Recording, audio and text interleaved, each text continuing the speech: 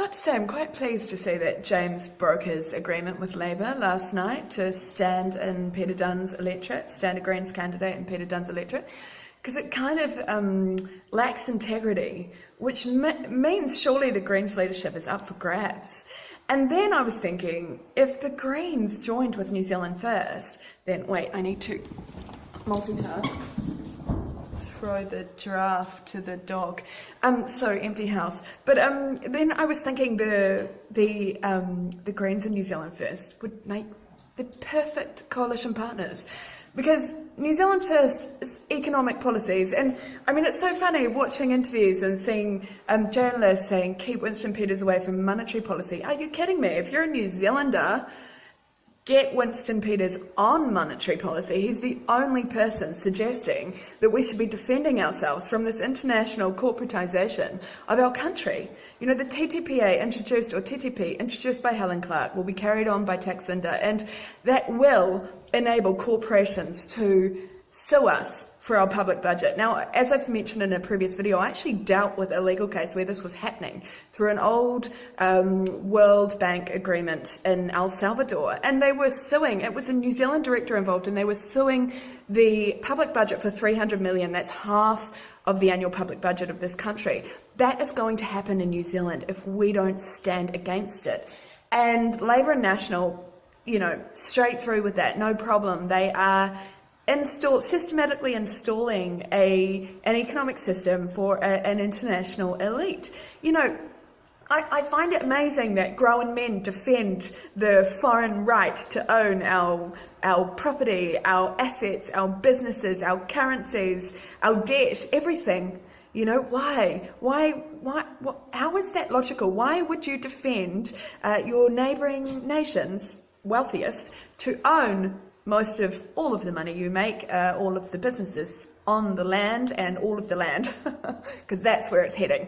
And, you know, and I guess that works if every country is a corporation and under the purview of the United Nations, the unipolar global governance group, which is deeply concerning for a whole lot of other reasons. You know, introducing their SDGs, which sound like something else, Sustainable Development Goals, but it shouldn't really be abbreviated because it's a bit scary sounding at first listen in case you get it wrong. And so but back to my point. I have to throw a giraffe on my dog because I'm a good mother, dedicated.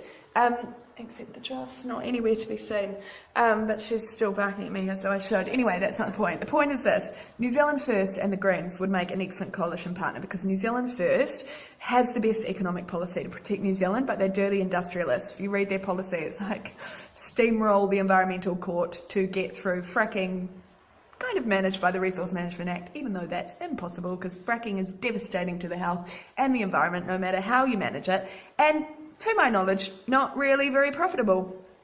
There was like a massive bubble in the American market where they were selling off assets literally to keep fracking companies looking solvent or looking alive, so that it didn't terrify mum and dad investors who had put all their money into it, thinking that it could be converted to LPG and shipped off overseas for huge profits. And of course, that was only possible if the market demand increased, or the price increased in Europe, which was only possible if Ukraine went to war and Russia couldn't get their gas into the market. So, you know, I'm struggling to see how fracking is a good idea anyway, other than, you know, killing everyone in proximate, you know, living quarters and not really making any money. But that is one of the bad policies in New Zealand First. So I'm not a New Zealand First, like, you know, they're not my idol, but monetarily, justice policy, all that sort of stuff. Look, we've found the giraffe. Okay, so on that level, they are the best. The Greens, however, not very practical, I think, on monetary policy and economics. They, you know, plan to transition all farms to organics by 2025, and I did a three-year development on this very subject, financed with a committed term sheet by the ANZ Bank of 120 million and Rank Group vendor finance of 50 million when they had all those farms in the middle of North Island for sale. And the international money didn't come through, so I went off overseas and probably had a far better life, I'm not sure. But the point is that transitioning agriculture is a very specific challenge and very important to New Zealand, which is why Gareth is like calling farmers like calling them out for living as paupers intentionally, living poor intentionally so they can sell their farm for millions, means he fundamentally misunderstands the entire basis of our production industry, agriculture industry. But because they're generational farmers, they love farming, that's what they do. They love their land, they hand it on to their children, they keep going, and they live poor just to do that. That's their objective. So no, Gareth, you're wrong. But back to New Zealand First, they suggest financing the farmers into more debt that most farmers can't afford in order to afford the transition. Well, obviously farmers need to be financed, but they need to be financed within debt structures that, you know, retain the interest payable, withhold interest payable, so that they're paying half the interest half of the interest of affording the transition on the money to afford the transition up front, and half of it later once they've started to recover that money. You know, there needs to be some finesse in how that's structured.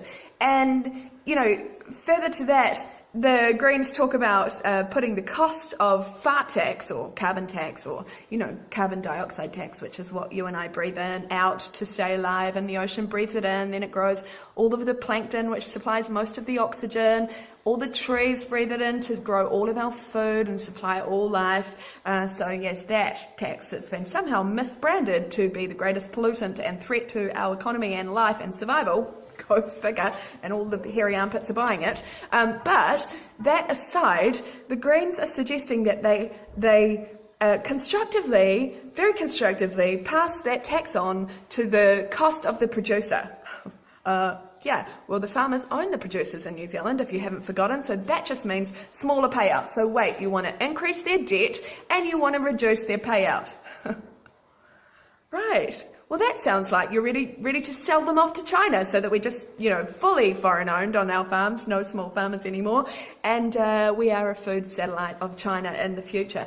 Great. That's a great plan, Greens. I think you need to finesse that plan a little bit. But if you did, and you could join with New Zealand First, persuading them to redeem themselves from being dirty industrialists and focus on the fact that, you know, health is the most important value to us human beings, and if we have good health by not being, you know, toxically contaminated by dirty industry owners who make lots of profits, who continue completely unrestricted with the fake Paris Agreement, because that does absolutely nothing to stop any industrial destruction. I mean, absolutely nothing at all. That's the joke about it. It doesn't even include carbon monoxide listed as one of the gases that gets taxed, which is fantastic, because carbon monoxide is the, you know, putrid contamination spewing out the end of your exhaust of your car. One would think that would be top of the list for taxing, but no, that's not involved. Feel free to keep contaminating with your cars. Paris Agreement's not going to even try and stop that with unenforceable promises, like the rest of their unenforceable promises, while international law exists at the International Criminal Court, capable of transitioning